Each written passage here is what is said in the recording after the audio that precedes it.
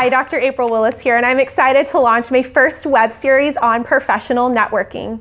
Each of the upcoming videos will highlight one aspect of professional networking that you can immediately apply in order to jumpstart your next career move. Let's start today's episode on the importance of a personal business card.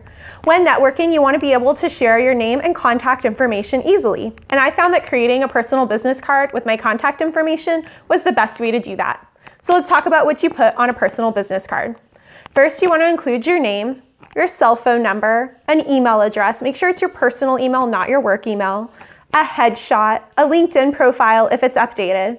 But most importantly, you want to include the title that you want to be considered for, not what you currently have. So let's say, for example, you're currently a sales associate, but you would like to move into a management position. On your personal business card, you can put sales leader or business leader, indicating that those are the roles you want to be considered for. Some other common roles include an analyst, an educator, a senior advisor, or a bank manager. It's okay if you do not currently hold that position as long as you're qualified to. So let's talk about when you would use your personal business card.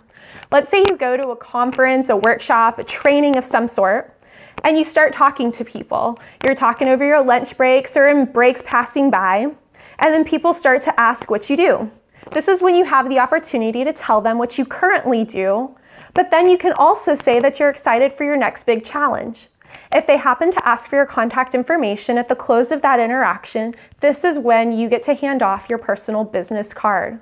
There are three main takeaways from a situation like that. Number one, you just made your first impression. You never know if your next hiring manager is in the room with you, so you always want to make sure you're conducting yourself in a professional manner and you kind of leave them with a good feeling about you. Number two, you were just able to connect with a hiring official or somebody we consider a person of power. When you do this by handing off a business card, it's much more professional and efficient than writing your name and contact information on the back of a program.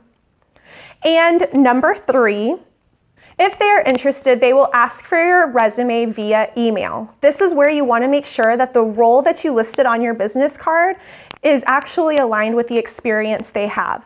Because once they get that resume, they will be able to compare your past experiences, your work history, your education history, etc., with the actual qualifications of job postings that they may be hiring for. So with that said, I want to give you a couple final reminders. One, you want to always keep your cards on you at all times. You never know when you'll be in a situation when it's time to pass it off to somebody. Also, when connecting, you always want to stay positive about where you currently are. Nobody likes it when you badmouth the company that you're currently working for. It just doesn't feel good and it kind of leaves off these negative vibes. So we want to make sure that whenever you're talking about where you're currently at, you stay positive and you just frame it in a way that you're excited about your upcoming challenges.